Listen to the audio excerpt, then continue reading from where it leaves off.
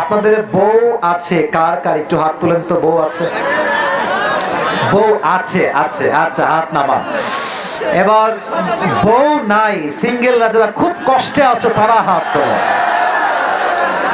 ইন্না লিল্লাহ। ক্যামেরা ঘুরায়ও না, মান সম্মান কিছুই থাকবে না, সবাই সিঙ্গেল। আরে এটা মিথ্যা না সত্যি রে বাবা?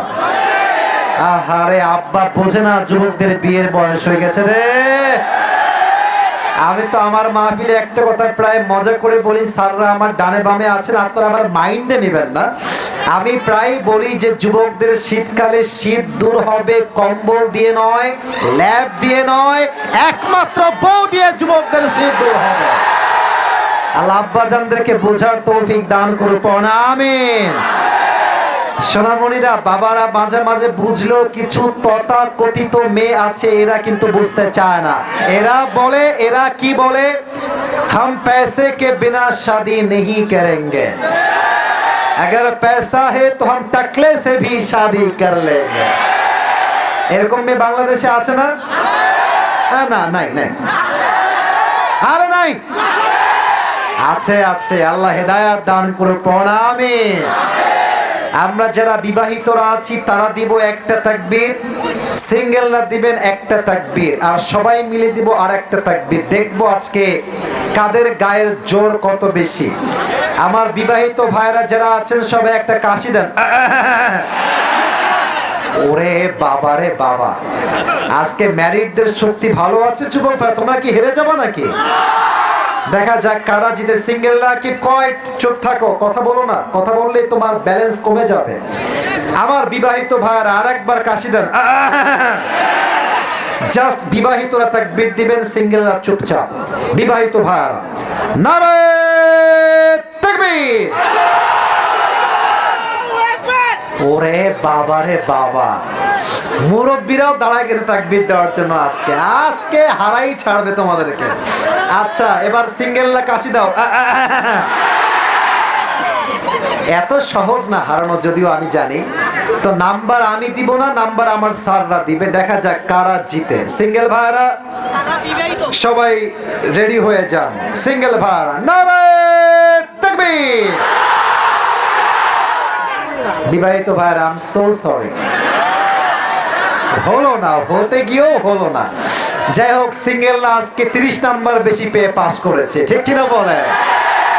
এবার সবাই মিলে এমন একটা তাকবীর দিবেন, তাকবীরের ঠেলায় আমি আসিফ হুজুর সহ আমার স্যাররা স্টেজ ভেঙে নিচে পড়ে যাব। সবাই একটা কাশি দেন।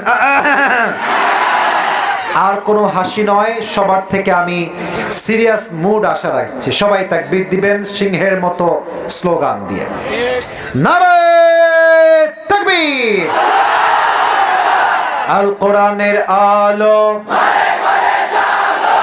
বাপ রে বাপ, কি সাউন্ড রে ভাই! সিরাজগঞ্জের ছেলে পেলে আসলে বিড়ালের বাচ্চা নয়, সব সিংহের বাচ্চাগুলো আমার সামনে বসে আছে। নারে তাকবীর। আল কোরআনের আলো, আল হাদিসের আলো। কোরআন হাদিস যেখানে, আলেম ওলামা যেখানে, সিরাজগঞ্জবাসী যেখানে, সিরাজগঞ্জে আপনারা টপ লেভেল। মাশাআল্লাহ, আল্লাহ আল্লাহ কবুল করুন। পড়েন সবাই আমিন। অল্প সময়ে কিছু কথা বলতে চাই, তবে 1 নাম্বার এটা হচ্ছে সুস্থ দিল, 2 নাম্বার অসুস্থ। তবে অসুস্থ দিল বুঝতে হলে একটা উত্তর করতে হবে। আজকে কি বার? বলেন না, বলেন সবাই, কি বার? এটা কি 2024 সাল না 25 সাল?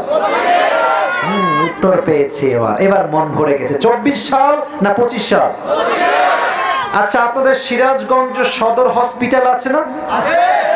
ক্লিনিক, মেডিকেল হসপিটাল বলেন সবাই, আছে না নাই? আচ্ছা, সিরাজগঞ্জের যুবক ভাইয়েরা, মুরব্বীরা, আমার মায়েরা, বোনেরা, আমাকে সবাই শুনুন একটা কথা। আপনাকে যদি আমি আরো 100 বছর আগে নিয়ে যাই, 100 বছর আগের কথা, তখন কি এত বড় বড় হসপিটাল ছিল নাকি? ক্লিনিক ছিল নাকি? ডাক্তারের চেম্বার ছিল নাকি? এই যে আমার মুরব্বী আব্বাজানরা ভালো বুঝবেন, মুরব্বী যারা আছেন, তখন ছিল কবিরাজ বা হাকিম, কবিরাজ, ওঝা বা হাকিম। তো মনে করেন যে একটা যুবককে কিসে কেটেছে, বলার আগেই বুঝে যায় কিসে কেটেছে। এখন সেই যুবকটা তো মেডিকেল নাই, 1925 সালের কথা, 100 বছর আগের কথা। তো ওঝার কাছে এসেছে, বলছে স্যার আমার হাতের এই জায়গাতে সাপে একটা ছোবল দিয়েছে, তো এটা কি বিষাক্ত সাপ নাকি বিষহীন সাপ, এটা চেক করবে কেমনে? তখন তো মেশিন ছিল না, টেস্টের কোনো মেশিন ছিল না, চেক করতো কেমনে? দেখেন ছোট্ট একটা বাটি নিত, এক বাটির এক সাইডে লবণ রাখতো, আর এক সাইডে মরিচ বেটে মরিচ রাখতো। যেই যুবককে সাপে কেটেছে বলছো ভাই এদিকে আসো, তোমার জিহ্বা বের করো, তার জিহ্বার ভেতরে মরিচ দেওয়া হতো, আর বলতো ভাই তোমার জিহ্বায় স্বাদ কেমন লাগে। যুবক যদি বলে যে সাপ তো আমার তো স্বাদ মাশাআল্লাহ এখন ঝাল ঝাল লাগছে, তো তিনি বুঝতেন যে এটা কোনো বিষধর সাপ নয়। আর যদি মরিচ দেওয়ার পরে বলতো যে ভাই আমার তো মরিচের স্বাদ কেমন যেন পাইনসা পাইনসা লাগে, মরিচের মতো মনে হয় না, কবিরাজ বুঝে ফেলতো এটা কোনো বিষহীন সাপ নয়, এটা কোবরা সাপ তাকে অ্যাটাক করেছে। ঠিক কিনা বলে?